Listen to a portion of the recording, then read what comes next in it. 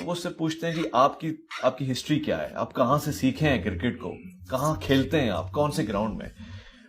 بزرگوں کا یہ کہنا ہے کہ انجینئر محمد علی مرزا سے پوچھو کہ کس مدرسے سے پڑھے ہیں, کہاں سے آپ نے فراغت حاصل کی ہے, آپ تو انجینئر ہیں. ان سوالات پہ کیا جواب دیں گے بفور یو چیلنج دیم؟ یہ جواب تو میں نے کب سے دفنا دیے, اور جو لوگ یہ چیزیں سامنے رکھتے تھے وہ اب رو رہے ہیں کہ ہم نے یہ بات کیوں انجینئر کے سامنے کی. ایک ہی ہمارے پاس لیم ایکسکیوز تھا, اور اس کے ساتھ جو کچھ میں نے کیا ہے, سب سے پہلی بات یہ ہے کرکٹر کی مثال دینا, ڈاکٹر کی مثال دینا, انجینئر کی مثال دینا ریلیجن کے پوائنٹ آف ویو سے وہ بالکل غلط ہے. اس کی وجہ یہ ہے کہ علم دین حاصل کرنا ہر مسلمان مرد و عورت کے اوپر فرض ہے, کرکٹر بننا ہر مرد و عورت کے اوپر فرض نہیں ہے. تو دین کا بیسک نالج تو ہر بندے نے حاصل کرنا ہے. لہٰذا یہ ڈیمانڈ ہی غلط ہے کہ ریلیجن کے اوپر انجینئر صاحب کے پاس اتھارٹی کہاں سے آئی.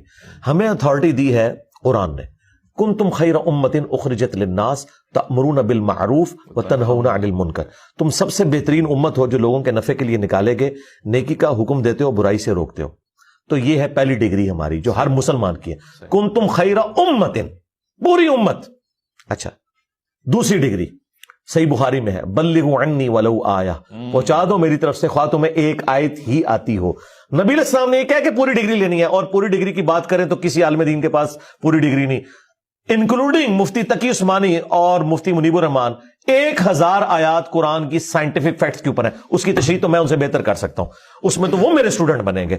تو اس کی بنیاد پہ کیا میں انہیں جاہل کہنا شروع کر دوں گا؟ ان کو سائنس آتی ہے, مجھے بتائیں, انہوں نے سائنس پڑھی ہوئی ہے, میں اپلائیڈ سائنسز کا اسٹوڈنٹ ہوں, میکینیکل انجینئرنگ میں نے کی ہوئی ہے. میں نے تو آج تک دعویٰ نہیں کیا کہ کوئی مفتی یہ بات نہ کرے. آپ نے کتنی کتابیں لکھی مفتی تقی عثمانی صاحب نے تو؟ جی میں آگے آ رہا ہوں. جی, تیسری بات, آج اگر کوئی مفتی سورج گرہن اور چاند گرہن کو سمجھانے کے لیے اپنے آڈینس کو بتاتا ہے کہ چاند گرہن کس وقت لگتا ہے اور سورج گرہن کس وقت لگتا ہے, کہ سورج گرہن اس وقت لگتا ہے کہ جب چاند سورج اور زمین کے درمیان آتا ہے, آج تک کسی آڈینس نے پوچھا کہ حضرت آپ تو سائنٹسٹ نہیں, آپ یہ بات کیوں کر رہے ہیں؟ وہ کیا کہے گا؟ بھئی میرے فیکٹ سے اختلاف کر کے بتاؤ میں غلط کہہ رہا ہوں کہ نہیں, یہی کہے گا نا. یہ تو نہیں کہے گا میرے پاس ڈگری نہیں ہے تو میں اس کو بیان ہی نہیں کروں گا.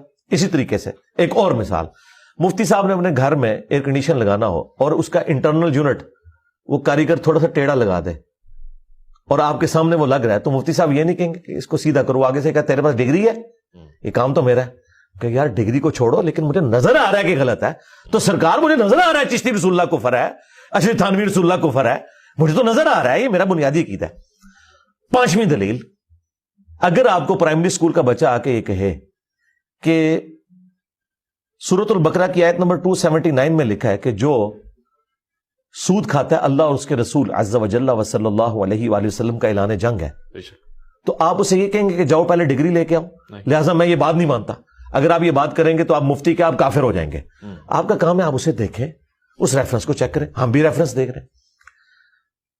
چھٹی دلیل دیکھیں, میں ایک ترتیب سے صحیح بخاری میں کہ شیطان نے انسانی شکل میں آ کے آیت الکرسی کا وظیفہ سکھایا حضرت ابو ہریرہ کو. نبی علیہ السلام نے کیا فرمایا؟ ہے شیطان تھا لیکن بات سچی کی. اگر شیطان سچی بات کرے تو لے لے, انجینئر صاحب کریں تو نہ لے. اور ساتویں دلیل جہنم کے 7 دروازوں کی نسبت سے, چلے طواف کعبہ کے 7 چکروں کی نسبت سے, یہ 7 دلائل ہیں. 6 دلائل میں آپ کے سامنے رکھ چکا ہوں. 7ویں دلیل یہ ہے کہ جامعہ ترمذی میں حدیث موجود ہے, اس کو سپورٹیو ابن عباس کا بھی قول ہے کہ حکمت مؤمن کی گم شدہ میراث ہے, جہاں سے بھی ملے لے لو. مجھے بتائیں, آپ سب کچھ تو غیر مسلموں سے لے رہے ہیں, وہاں تو آپ نہیں کہہ رہے ان کے پاس کوئی ڈگری نہیں ہے, ٹھیک ہے. یہاں جب باری آئی ہے تو آپ ڈگریوں کی بات کر رہے ہیں. آپ بات کو چیلنج کرو. اگر میں کہہ رہا ہوں قرآن میں لکھا ہے نہ نکلے مجھے پکڑو, حدیث میں یہ لکھا ہے نہ نکلے مجھے پکڑو. چونکہ انہیں پتا ہے کہ سب کچھ نکل آیا اور ہم نے چھپایا ہوا تھا, اب ہم کیا کریں. میں آپ کو ایک مثال کے طور پر, تقی عثمانی صاحب کے بارے میں بڑا زوم ہے نا, ان کو مفتی اعظم پاکستان کہتے ہیں ان کے ماننے والے. تو کیا بریلوی مانتے ہیں انہیں مفتی اعظم پاکستان؟ کیوں نہیں مانتے؟ ڈگری مان لی. 8ویں دلیل جنت کے 8 دروازوں کی نسبت سے. مجھے بتائیں کیا بریلویوں کے علماء کی ڈگری کو عام دیوبندی نے مان لیا؟ وہ تو کہتے ہیں یہ تو مشرک ہے.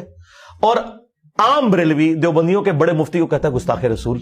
ڈگری کو چھوڑ دیں, وہ تو اس کا اسلامی مشکوک مانتا ہے.